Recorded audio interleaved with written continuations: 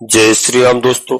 आज के इस ज्योतिष कार्यक्रम में इस राशि के सभी जातकों का श्री काल भैरव धाम में हार्दिक स्वागत करते हैं, हृदय से अभिनंदन करते हैं। माता भद्रकाली, बाबा भैरवनाथ आप सभी के ऊपर सदैव कृपा बनाए रखें। जी हाँ दोस्तों, आज की वीडियो में ध्यान से अंत तक रहने का प्रयास करना, क्योंकि प्यारे दोस्तों अब शनिदेव महाराज आज ही 13 जुलाई को, जी हाँ रविवार है और शनिदेव महाराज बकरी होने जा रहे हैं, यानी इनकी उल्टी चाल। जी हाँ, और क्या प्रभाव हमें देंगे, क्योंकि शनिदेव महाराज की उल्टी चाल यानी कि उल्टी गिनती इनकी अब शुरू हुई। और कैसे उल्टी गिनती शुरू हुई है इसे समझने का प्रयास करना। प्रिय दोस्तों, शनिदेव महाराज 28 नवंबर तक यानी आज से 13 जुलाई से लेकर के 28 नवंबर तक बकरी अवस्था में ही रहेंगे। फिर 28 नवंबर को मार्गी होंगे। यह 139 दिनों का लगभग समय होगा, जो कि बहुत लंबा समय है, छोटा समय नहीं है। दोस्तों इस राशि के सभी भाई बहनों के लिए बता दूं कि शनिदेव का हमेशा अच्छा प्रभाव आपके लिए माना जाता है ज्यादातर, क्योंकि शनिदेव महाराज इस समय दोस्तों आपको बता दूं कि बकरी अवस्था में अच्छे फल देंगे, बुरे फल देंगे, क्या किस तरह के फल देंगे इस चीज को समझना होगा और उपाय भी करने होंगे। सबसे महत्वपूर्ण बात है, जी हाँ किसी हमारे भाई बहन को कंफ्यूज होने की आवश्यकता नहीं है। आज की वीडियो विस्तार से चर्चा करते हैं। जी हाँ, कई वीडियो में दोस्तों कई तरह से अलग अलग तरह से जो कि दोस्तों यह ज्योतिष है, ज्योतिष शास्त्र में कई तरह से कई हमारे भाई बहन हम भी उसको निकालते हैं, लेकिन आज मैं विशेष रूप से अध्ययन करने के बाद में आपसे वार्ता कर रहा हूं कि जिनकी वजह से कंफ्यूजन पैदा ना हो आपके अंदर। जी हाँ दोस्तों, और इस समय शनिदेव महाराज बकरी हो रहे हैं आज ही, यानी मीन राशि में, यानी मीन राशि में बकरी होंगे तो कुंभ का फल देंगे। कुंभ का फल भी देंगे, क्योंकि बकरी अवस्था में जो है यह बिल्कुल बात सही है, क्योंकि शनिदेव महाराज कुंभ का फल किस लिए देंगे दोस्तों, क्योंकि शनिदेव महाराज कुंभ राशि के अधिपति हैं। और दोस्तों मीन राशि में बकरी होकर के कुंभ में आएंगे नहीं, कुंभ का फल तो वो आपको देंगे। फिर बकरी अवस्था में कुंभ का फल तो दोस्तों ऐसा नहीं, अधिपत होने की वजह से आपको फल प्रदान करेंगे। इसमें थोड़ा सा हम विस्तार से चर्चा करते हैं, थोड़ा समझने का प्रयास करना, बस थोड़ा 1-2 मिनट लगेगा। जी हाँ दोस्तों, यह हमारे सभी भाई बहनों को मालूम है कि शनिदेव महाराज 29 मार्च 2025 को देवगुरु बृहस्पति की मीन राशि में आए हुए थे।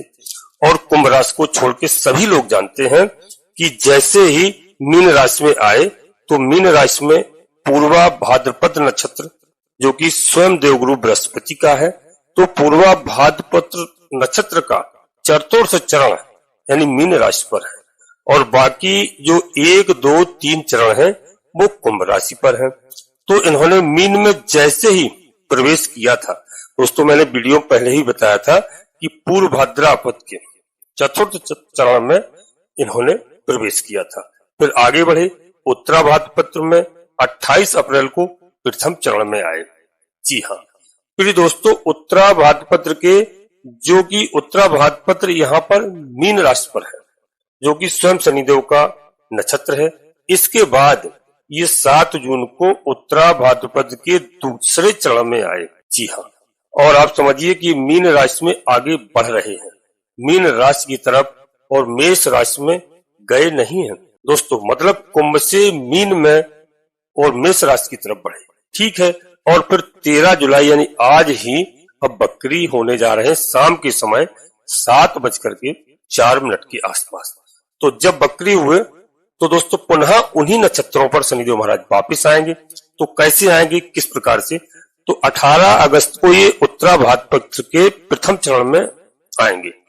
फिर से पहले दूसरे में गए थे, अब वापस आ रहे हैं, तो प्रथम चरण में आएंगे। फिर 3 अक्टूबर को पूर्वा भाद्रपद नक्षत्र में आ जाएंगे चतुर्थ चरण में।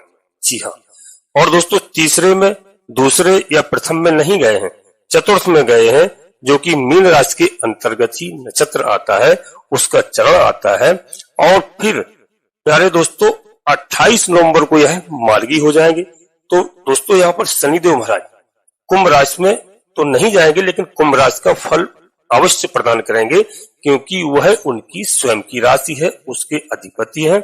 जी हाँ, तो दोस्तों यहाँ पर समझ गए होंगे। थोड़ा सा दोस्तों यहाँ पर आप कंफ्यूज होने की आवश्यकता नहीं है, क्योंकि अब शनिदेव महाराज जैसे हमने कहा है कि इस राशि के सभी जातकों के लिए, तो दोस्तों यह बात सत्य है, क्योंकि शनिदेव महाराज, जी हाँ दोस्तों, कोई साधारण देवता नहीं है, कोई साधारण ग्रह नहीं है। उनको ग्रहों में न्यायाधीश की उपाधि प्राप्त हुई है। तो दोस्तों न्यायाधीश जब बनाया है सभी देवी देवताओं ने मिलकर के, तो आप भरोसा रखिए, विश्वास रखिए, बस आप अच्छे कर्म करते जाइए।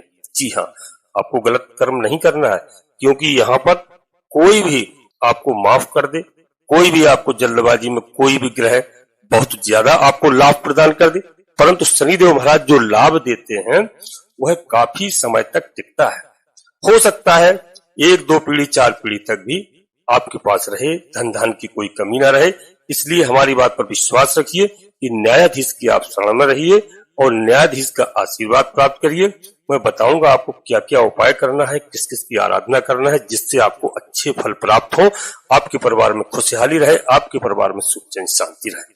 जी हाँ दोस्तों, यहाँ पर बता दूं कि शनिदेव महाराज मीन राशि में गोचर करेंगे। तो दोस्तों शनि और बकरी होते हैं। जी हाँ, तो यहाँ पर पीछे का फल क्योंकि इसलिए प्रदान करेंगे, उनकी स्वयं की राशि है, वैसे पीछे का फल प्रदान नहीं करते। अब आपको क्लियर हो गया होगा दोस्तों। हम समझते हैं कैसा फल अब शनिदेव महाराज आपको देने वाले हैं। तो प्यारे दोस्तों, शनिदेव की यह अवस्था है, यह बड़ी ही महत्वपूर्ण है, इसे समझना बड़ा ही महत्वपूर्ण है आपके लिए, क्योंकि शनिदेव यहाँ पर कैसा फल आपको प्रदान करने वाले हैं। जी हाँ, तो दोस्तों वर्तमान में शनिदेव महाराज यहाँ पर बता दूं कि मीन राशि में गोचर करते हुए आगे बढ़ेंगे, और यहाँ पर 2.5 वर्ष, 1-2 दिन नहीं है, 2.5 वर्ष पूरा, जी हाँ, मीन राशि में गोचर करेंगे। और यह एक आपके कारक ग्रह है, और शनिदेव आपके लिए सुखेश है और पंचमेश है, यानी दोस्तों यहाँ चतुर्थमेश भी है, और दोस्तों पंचम भाव के अधिपति है। तो दोस्तों यह गोचर कर रहे हैं, और जिसकी वजह से आपके लिए कई भावों को अपनी दृष्टियों से प्रभावित करेंगे। क्या फल आपको मिलेगा, इस बात को आप देखिए। ज्योतिष शास्त्र के अनुसार मैं आपको डिटेल में समझाया है। और दोस्तों जिन्हें खाली फलादेश सुनना है, उनको लगा होगा थोड़ा बोर हुए होंगे, थोड़ा बुरा लगा होगा कि काफी समय इसमें बर्बाद कर दिया है, यह सब कैलकुलेशन क्यों बताते हैं, सीधा फल बताओ। कई हमारे भाई बहन इस तरीके का कहते भी हैं और कमेंट्स में भी लिखते हैं। तो दोस्तों यही रीजन है कि कोई भी हमारा भाई बहन कंफ्यूज ना हो। अब दोस्तों आगे के लिए बढ़ते हैं कि आपके लिए थोड़ी मुश्किलें तो आएंगी, समस्याएं आएंगी, बशर्ते आपको देखना होगा कि कौन कौन सी समस्याएं आ सकती हैं। तो इसके लिए भैया सबसे पहले मैं आपको बता दूं कि यहाँ कुछ सावधानी पूर्वक कार्य करना है, कोई भी कार्य जल्दबाजी में नहीं करना है, और किसी भी वाद विवाद लड़ाई झगड़े में आपको बिल्कुल नहीं पड़ना है। कई बार यहाँ पर क्योंकि आपके पराक्रम भाव को देखेंगे तो कई बार आपको जोश आएगा तो जोश में आप होश नहीं खोना और कोई गलतियां नहीं करना, इससे बचिएगा। यह अपने विवेक से कार्य करिए, क्योंकि यहाँ पर दोस्तों शनिदेव महाराज आपके तृतीय भाव को प्रभावित करेंगे, सप्तम अष्टम नवम भाव को और दशम भाव को, जी हाँ, थोड़ा प्रभावित कर सकते हैं। तो यहाँ पर जोश का भाव है और पराक्रम का भाव है, तो यहाँ पर जोश आएगा, आप बिल्कुल बोलेंगे कुछ करेंगे, कुछ बोलेंगे कुछ करेंगे, ऐसा कि वाद विवाद बन सकता है। तो वाद विवाद लड़ाई झगड़े से आप दूर रहिए, बच करके रहिए, और अपने स्वास्थ्य का विशेष करके ध्यान रखिए, क्योंकि यह समय भी है, बरसात का सीजन है, खान पान पर संयम रखिए। कर्ज लेना हो या देना हो तो इससे प्यारे भाइयों दूर रहिए। इस समय बहुत बढ़िया आपके लिए रहेगा। कोर्ट कचहरी के मामलों में यदि कुछ आपके चल रहे हैं तो वहां पर थोड़ा सतर्क रहिए, सावधानी पूर्वक रहिए, और खास तौर से यात्रा कर रहे हैं इस समय यात्रा करते हुए विशेष करके ध्यान रखना है, सतर्कता बरतिए। वाहन चलाते समय बहुत सावधानी के साथ वाहन चलाना है। फोन इत्यादि का वाहन चलाते समय आपको इस्तेमाल नहीं करना है। दोस्तों लॉटरी जुआ सट्टा यह सब यदि आप करते हैं तो इस समय रुक जाइए आप, क्योंकि शनिदेव महाराज को यह कहते हैं कर्म फलदाता, न्यायाधीश कहते हैं, वो कर्म का फल ही प्रदान करते हैं। इनको आसानी से दोस्तों फल नहीं देते हैं, इनको पूरा 100% कर्म करोगे, अच्छा कर्म करोगे, उसके बाद इनके यहाँ दोस्तों कोई लक नहीं चलता है। जब अच्छा कर्म करोगे तो निश्चित रूप से आपको अच्छा फल मिलेगा। यहाँ पर थोड़ा सा ध्यान रखिए। ध्यान क्या रखना है कि शनिदेव आपके पंचमेश है, दशमेश भी है, तो समस्याएं तो आएंगी, परंतु इतनी ज्यादा समस्याएं नहीं आएंगी जिससे आप बेहाल हो जाएं, जिससे आप उसमें उलझ जाएं। समस्या आती है दोस्तों, हर समस्या का समाधान है। समस्या है तो उसका समाधान भी है। इतनी बड़ी समस्याएं आपके पास नहीं आएंगी। आपकी समस्याएं कंट्रोल में रह सकती हैं, यह आपके ऊपर डिपेंड करता है। आप सावधानी रखेंगे तो निश्चित रूप से आप सफल होंगे। दोस्तों वीडियो में आगे बढ़ते हैं, इससे पहले वीडियो बहुत ही महत्वपूर्ण है, अंत तक रहने का प्रयास करना। इससे पहले आप सभी प्रिय भाई बहनों से मैं छोटा सा अनुरोध करता हूँ। श्री काल भैरव धाम चैनल में यदि पहली बार आए हैं तो दोस्तों चैनल को सब्सक्राइब अवश्य कर लीजिए। बाबा भैरवनाथ जी का, हनुमान जी महाराज का आशीर्वाद प्राप्त करिए। कलयुग के दोनों देवता है, भगवान भोलेनाथ का प्रिय श्रावण का मास प्रारंभ हो गया है। भगवान भोलेनाथ के दोनों रुद्र हैं, दोनों अंश हैं, दोनों अवतारी हैं। जी हाँ, और कलयुग की जिम्मेदारी भगवान भोलेनाथ ने हनुमान जी महाराज के ऊपर और बाबा भैरवनाथ जी के ऊपर छोड़ी है। माता जगत जननी माँ जगदम्बा जी के हनुमान जी महाराज प्रिय लाडले पुत्र हैं, तो इस बात का विशेष ध्यान रखना। और वीडियो आपको अच्छी लगे एक छोटा सा प्यारा सा लाइक करना, जिससे हमारा मनोबल बढ़ता है। आपका कहीं पर 1 रुपए खर्च नहीं होता है। और दोस्तों प्रत्येक वीडियो में बताता हूँ कि कमेंट्स बॉक्स में सबसे पहले अपनी कुलदेवी, अपने कुल देवता को और अपने इष्ट देवता को याद करो। प्रथम प्रातःकाल बिस्तर छोड़ने के बाद तत्काल प्रणाम करो, धरती माता को प्रणाम करो।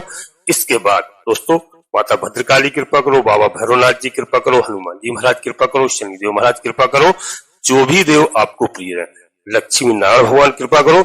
जिनमें आपकी आस्था हो, एक बार नहीं कम से कम 3 बार पूर्ण भक्ति भाव के साथ लिखना। क्योंकि दोस्तों आप देश विदेश परदेश में कहीं भी आप निवास कर रहे हैं, अपनी कुलदेवी कुल देवता को नहीं जानते हैं, नहीं मानते हैं, मालूम तक नहीं है, इसलिए मैं अपने सभी प्रिय भाई बहनों से यही अनुरोध करता हूं कि आप सबसे पहले अपनी कुलदेवी, अपने कुल देवता की पूजा अर्चना कीजिए, वहीं से कीजिए जहां पर निवास कर रहे हैं। और आपको यदि समय मिल जाए तो 1 वर्ष में कम से कम 1 बार अवश्य आपको अपने घर पर, अपनी जन्मभूमि पर जाना चाहिए, क्योंकि यदि समस्याओं से आपको बचना है। जिस दिन से आप अपनी कुलदेवी, अपने कुल देवताओं को पूजा अर्चना करने लगेंगे, मैं विश्वास के साथ कहता हूं उसी दिन से आपकी आधे से अधिक समस्याओं का समाधान आपकी कुलदेवी, आपके कुल देवता बाबा भैरवनाथ जी करेंगे। जी हाँ दोस्तों, वीडियो आपको अच्छी लगे तो लाभ प्राप्त हो, अपने सगे संबंधियों को, मित्रों को, दोस्तों को, सभी को शेयर करना। सभी का कल्याण हो, सभी का लाभ हो। और मैं आपसे एक बात का जरूर अनुरोध करता हूं और निवेदन भी करता हूं कि यदि आपको कोई बड़ा निर्णय लेना है तो आप अपनी जन्म कुंडली का विश्लेषण अवश्य किसी योग ज्योतिषी से कराना, और कराना चाहिए जब भी कोई बड़ा निर्णय लेना, क्योंकि वीडियो पूर्णतः चंद्रास और लग्न राशि पर आधारित होती है। यदि आपको अपनी चंद्रास लग्न राशि मालूम नहीं है, फिर आप प्रचलित नाम के आधार पर वीडियो को देख करके लाभ प्राप्त करें, ज्ञान प्राप्त करें। जी हाँ, क्योंकि जन्म कुंडली के विश्लेषण से पता चल जाता है कौन से ग्रह हमारे अनुकूल है, कौन से ग्रह हमारे प्रतिकूल है, और कहां पर किस जगह पर विराजमान है, नीच अवस्था में विराजमान है, अच्छी अवस्था में विराजमान है। तो उस आधार पर कोई ग्रह खराब है तो उनकी हम पूजा अर्चना करते हैं, उपाय करते हैं, उनको प्रसन्न करते हैं, मुझे पूरा लाभ प्राप्त होता है। जी हाँ, इसमें घबराने की कोई आवश्यकता नहीं, चिंता करने की कोई आवश्यकता नहीं है। बस आप अपना कार्य करिए, ईश्वर पर भरोसा रखिए, निश्चित आपका समय अच्छा आएगा। सभी का आता है। जी हाँ, सूर्य उदय होता है तो अस्त भी होता है, दिन होती है तो रात भी होती है। कई हमारे ऐसे प्रिय जातक हैं जो बहुत परेशान होने लगते हैं, कहते हैं मैं बहुत दिनों से परेशान है, बहुत समस्याओं से उलझे। ऐसा बेटा नहीं है, समय आपका बदलेगा, निश्चित बदलेगा। बस आप धर्म कर पर चलिए। इसमें यहाँ से आज नहीं, पूर्व जन्मों तक का लेखा जोखा होता है शनिदेव महाराज के पास। यदि हमने पिछले जन्म में भी कोई ऐसे कार्य किए हैं तो उनका भी दंड मुझे भुगतना पड़ता है। अब आप कहेंगे कैसे पूर्व जन्म का होगा, तो बेटा एक बात हमारी नोट कर लेना कि जो बच्चा कोई जन्म लेता है, कई ऐसे बेटे बेटियां होती हैं जो विकलांग पैदा होते हैं। अब आप कहेंगे कि उन्होंने कोई कर्म अभी तो किया नहीं, माँ के पेट में तो कोई ऐसा कर्म किया नहीं, विकलांग कैसे पैदा हो गए, उनके पास इतनी समस्याएं कैसे आ गई। तो बेटा ये पूर्व जन्म का लेखा जोखा होता है। पूर्व जन्म में उन्होंने कुछ गलतियां की होंगी, तो दोस्तों उनको जन्म लेना पड़ेगा, उन गलतियों का पश्चाताप करना होगा, अच्छे कर्म करने होंगे, अच्छे कार्य करने होंगे। यह जन्म जन्म का रिश्ता होता है। जी हाँ, अब दोस्तों वीडियो में आगे बढ़ते हैं, ज्यादा इसमें नहीं उलझेंगे क्योंकि समय काफी दोस्तों बर्बाद हो जाता है, लेकिन बताना पड़ता है, मन नहीं मानता है। तो यहाँ पर बेटा हमारी बात आप समझ गए होंगे। कर्ज आपको सोच समझ के लेना है, कोर्ट कचहरी के मामले में सावधानी बरतना है, यात्रा करते समय भी सावधानी रखना है। जी हाँ, अब दोस्तों बता दूं कि आपको वाणी पर नियंत्रण रखना है, क्रोध पर नियंत्रण रखना है। जी हाँ, और आपकी क्योंकि वीडियो लाखों करोड़ों लोगों के लिए बनाई जाती है, सबकी जन्म कुंडली में अलग अलग होता है। यदि आप जन्म कुंडली का विश्लेषण कराएंगे, किसी भी व्यक्ति की जन्म कुंडली एक सी नहीं होती है। और बेटा आपकी जन्म कुंडली में शनिदेव यदि बहुत अच्छे हैं और अच्छी अवस्था में है तो समझ लीजिए कि आपके ऊपर इतनी समस्याएं नहीं आएंगी, समस्याएं कम हो सकती हैं, बहुत ज्यादा समस्याएं नहीं आएंगी, थोड़ा बहुत तकलीफें आएंगी, थोड़ा बहुत आएंगी, समस्याएं ठीक हो जाएंगी। यदि आप पीड़ित हैं, कोई ग्रह आपकी जन्म कुंडली में इनकी जो किसी भी गलत मतलब जगह पे विराजमान है, किसी गलत ग्रह के साथ विराजमान है, और दोस्तों तो वहां पर थोड़ी सी कहीं नीच अवस्था में विराजमान है, तो वहां पर थोड़ी सी मुश्किलें बढ़ सकती है। तो आप बिल्कुल उनसे घबराना नहीं है, इनसे कैसे निपटना है यह उपाय करना है। बहुत डरने की आवश्यकता नहीं है क्योंकि आपके कारक ग्रह है, मैंने पहले ही बता दिया है। तो किसी को शनिदेव महाराज छोड़ते नहीं है, कर्मों का हिसाब सबका करते हैं, न्यायाधीश है, और न्यायाधीश यह नहीं देखता है कि हमारी कौन सी राशि उच्च की है, कौन सी राशि नीच की है। भले खुद का भी भले प्रभाव हो, फिर भी जो सही है वही सही निर्णय करते हैं, ऐसे ग्रह हैं। और दोस्तों ऐसे ग्रह नहीं है जैसे राहु है भैया, तो राहु कलयुग के राजा कहे गए हैं, और राहु रातों रात करोड़पति अरबपति बना देते हैं, घुमा फिरा के किसी भी तरह जुआ सट्टा लॉटरी इत्यादि से रातों रात रईस बना देंगे। तो और आप किसी को घुमा फिरा के किसी बेईमानी से किसी का धन हड़प लेंगे, किसी के उल्टे सीधे कार्यों से राजा तो बन जाएंगे, लेकिन दोस्तों ज्यादा दिन तक राजा नहीं रहेंगे। इनकी आयु केवल 10 से 12 वर्ष तक है, और ना आपको विश्वास हो रहा हो तो आप अपने अड़ोस पड़ोस कहीं ना कहीं आपके संपर्क में होंगे, पैसे वाले बहुत जल्दी बन गए होंगे, लेकिन 10-12 साल के अंदर वह फुटपाथ पर भी आ गए होंगे, और नहीं आए हो तो आने वाले होंगे। जी हाँ, इस बात का विशेष ध्यान रखना। शनिदेव महाराज जो देते हैं वो कई पीढ़ियों तक टिकता है। तो शनिदेव महाराज को प्रसन्न करने के लिए उपाय क्या करना चाहिए? यहाँ पहले तो दोस्तों अच्छे कर्म करो। जी हाँ, अच्छे मार्ग पर चलो, कर्म करना है वह गलत तरीके से मत करो। और दूसरी बात, शनिदेव महाराज के मंत्रों का आप जाप करिए। मैंने 1-2 मंत्र कई वीडियो में बताए आपको। साधारण ओम शम शनश्चराय नमः, इस मंत्र का आप जाप कर सकते हैं। ओम शम शनश्चराय नमः, ओम शम शनश्चराय नमः, इस मंत्र का आप साधारण मंत्र का जाप कर सकते हैं। और भी शनिदेव महाराज के कई मंत्र हैं जो आपको प्रिय लगे, आप उस मंत्र का जाप करिए। एक माला अवश्य यदि आपसे बन जाए आप करिए। और इसके साथ साथ दोस्तों मैं आपको बता दूं, शनिदेव महाराज का कोई मंत्र का आप जाप करेंगे आपको लाभ होगा। और यह मंत्र यदि आप सायंकाल के समय करते हैं तो बहुत ही अच्छा रहेगा, बहुत ही उत्तम रहेगा। शनिवार के दिन शनिदेव महाराज का सरसों के तेल से अभिषेक करिए, और शनिवार के दिन पीपल के वृक्ष के नीचे, कोई पुराना पीपल हो और देवालय में हो, कहीं मंदिर में हो तो बहुत अच्छी बात है। संध्या के समय एक सरसों के तेल का दीपक रखिए, 5 परिक्रमा करिए, 7 परिक्रमा करिए, जो आपसे बन जाए। अपनी समस्या, सभी समस्याओं को पीपल देवता से बताइए, निश्चित रूप से समस्याओं का समाधान होगा। काले कुत्ते को अवश्य शनिवार के दिन आप भोजन इत्यादि की व्यवस्था करें। सरसों के तेल में बनी हुई पूरी पराठे खिलाते हैं तो उससे बहुत अच्छा लाभ होता है। राहु महाराज प्रसन्न होते हैं, बाबा भैरवनाथ जी प्रसन्न होते हैं, और हनुमान जी महाराज प्रसन्न होते हैं, सभी प्रसन्न होते हैं, शनिदेव महाराज प्रसन्न होते हैं। और इसमें बिल्कुल आप शुद्ध अवस्था में संध्या के समय आप स्नान करने के बाद में, या सुबह आप स्नान करके मंगलवार के दिन और शनिवार के दिन सुंदर कांड का पाठ यदि आपसे बन जाए तो बहुत अच्छी बात है, आप कर सकते हैं। श्री रामचरितमानस का आप पाठ करिए और हनुमान चालीसा का आप प्रतिदिन करिए पाठ, चोला चढ़ाइए, दर्शन करिए, जो आपसे बन सके। यदि श्री रामचरितमानस का यदि आप पाठ करते हैं, श्रावण का माह प्रारंभ हो गया है, और यदि आप श्रावण के महीने में श्री रामचरितमानस का पूरा पाठ करते हैं, 1 महीने का होता है, जो आप नवा पारायण कर सकते हैं, 1 महीने का भी हो सकते हैं। देखिए भगवान भोलेनाथ कितना प्रसन्न होते हैं। भगवान भोलेनाथ प्रभु श्री राम जी को अपना आराध्य देव मानते हैं। जी हाँ, बहुत अच्छा समय चल रहा है, बहुत ही पवित्र महीना चल रहा है।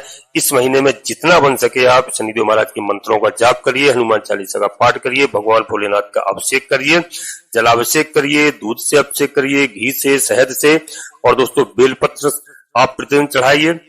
जो आपसे सेवा बन सके। शनिदेव महाराज के भगवान भोलेनाथ के कई तरह से अभिषेक होते हैं, जो आपकी सामर्थ्य हो आप अवश्य करिए। और दोस्तों मैंने बताया कि आज 13 तारीख से दोस्तों शनिदेव महाराज सक्रिय अवस्था में पहुंच रहे हैं। 13 जुलाई है और 2 दिन पहले श्रावण का महीना प्रारंभ हो चुका है, यानी 11 तारीख से शुक्रवार से श्रावण मास प्रारंभ हुआ है। बहुत ही पवित्र महीना है। आप पूरी कृपा के पात्र हैं और भगवान भोलेनाथ की आराधना करके कृपा प्राप्त करिए। ऐसा नहीं कि शनिदेव महाराज थोड़े से अगर कहीं ना कहीं गड़बड़ है, कहीं ना कहीं आपने गलती की है, तो दोस्तों सब 9 ग्रहों में ऐसा नहीं है कि सब के सब ग्रह आपको खराब फल प्रदान कर रहे हो, ऐसा बिल्कुल नहीं है। अब भगवान भोलेनाथ की आराधना करिए, सब 9 ग्रह आपको अच्छे फल देंगे। मैं लिख कर दे सकता हूँ कि एक भी ग्रह आपको खराब फल नहीं देगा। आप केवल ईश्वर की शरण में रहिए, आपकी किस्मत बदल सकती है, भाग्योदय हो सकता है। आपको डरना बिल्कुल नहीं है, किसी को नहीं डरना है। यदि कोई कहता है कि शनिदेव महाराज बुरे फल दे रहे हैं, शनिदेव महाराज को मैं लिख करके दे सकता हूँ। 7.5 में, ढैया में भी बहुत अच्छे फल देते हैं। कई हमने ऐसे जातकों को देखा जो करोड़पति अरबपति बनते हुए देखा है, शनि की ढैया में, शनि की 7.5 में, बशर्ते आपके कर्म अच्छे होना चाहिए। जी हाँ। और दोस्तों हमारी वीडियो आपको अच्छी लगी हो तो निश्चित रूप से अपने दोस्तों को, सगे संबंधियों को शेयर करना और भगवान भोलेनाथ की आराधना करने, हनुमान जी महाराज की आराधना करिए। और श्री रामचरितमानस का पाठ यदि आप जिस दिन से करने लगेंगे, मैं कह सकता हूँ आप एक पीढ़ी नहीं आपकी 3 पीढ़ियों तक की मैं गारंटी लेता हूँ। जिस घर में भगवान प्रभु श्री राम जी का स्मरण होता है, राम कथा होती है, वहाँ हनुमान जी महाराज स्वयं विराजमान होकर के श्री राम कथा को सुनते हैं। जी हाँ। आपको मालूम होना चाहिए कि वाल्मीकि जी ने पहले ही श्री राम कथा, श्री रामचरितमानस का वर्णन कर दिया था और इनको एक चोर, बदमाश, डकैत कहते थे। उन्होंने केवल प्रभु श्री राम जी का नाम ही जपा और वह भी उल्टा, राम भी नहीं कह पाते थे, मरा मरा कह करके दोस्तों उन्होंने भगवान राम को प्रसन्न किया।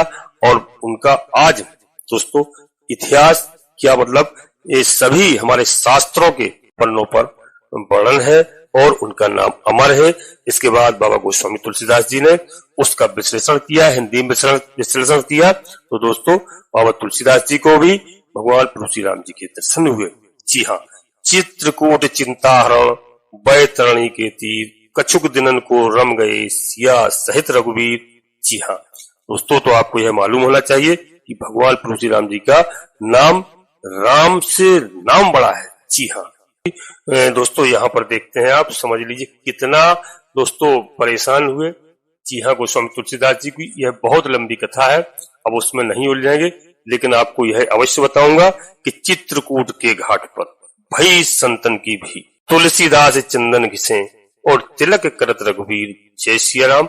दोस्तों और दोस्तों अपनी वाणी को यहीं पर विराम दे रहा हूं और अपने सभी प्रिय जातकों से पुनः फिर अनुरोध करता हूं, श्री काल भैरव धाम चैनल में पहली बार आए हैं तो चैनल को सब्सक्राइब अवश्य कर लेना और एक छोटा सा प्यारा सा लाइक करना, जिससे हमारा मनोबल बढ़ता है। कमेंट्स बॉक्स में पूरी भक्ति भाव के साथ सबसे पहले अपनी कुलदेवी, अपने कुलदेवता, अपने इष्ट देवता को याद करिए, प्रतिदिन प्रणाम करिए। इसके बाद माता भद्रकाली कृपा करो, हनुमान जी महाराज कृपा करो, शनिदेव महाराज कृपा करो, जो भी देव आपको प्रिय लगे पूर्ण भक्ति भाव से एक बार नहीं कम से कम 3 बार अवश्य लिखना। प्यारे दोस्तों, आप सभी लोग परिवार के साथ स्वस्थ रहें, मस्त रहें, खुश रहें। धन्यवाद दोस्तों। जय माता भद्रकाली, कृपा करो।